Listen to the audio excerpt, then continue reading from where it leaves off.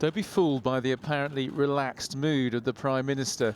He believes the country faces a perilous tipping point and there's no time to waste. This is the moment when we must act. If we can curb the number of daily infections and reduce the reproduction rate to 1, then we can save lives, protect the NHS and the most vulnerable, and shelter the economy from the far sterner and more costly measures that would inevitably become necessary later on. In a reversal of policy, those who can work from home are now being encouraged to do so again. From Thursday, pubs, bars and restaurants must close at 10 p.m.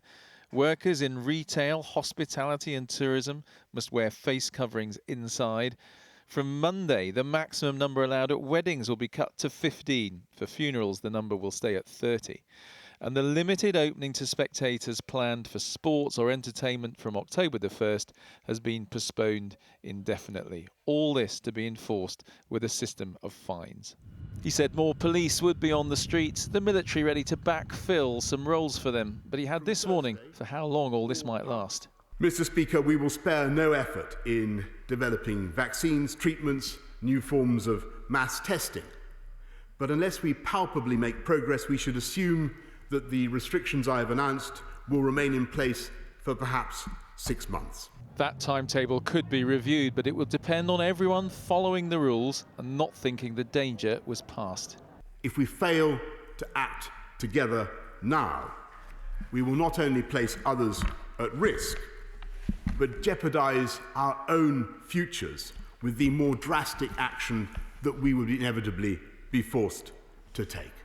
The opposition broadly backing the measures, while saying more must be done for those whose jobs and businesses still need protection. What emergency financial support will be made available to those that need it? There was nothing in the Prime Minister's statement about that. There's a big gap here.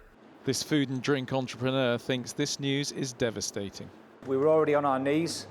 We were slowly fighting our way back to normal levels of revenue. A huge chunk of our industry is still not open. Many venues are closed because they're unable to open or it doesn't make financial sense. And this is probably going to be the death blow for thousands of businesses and perhaps 1 million jobs in hospitality.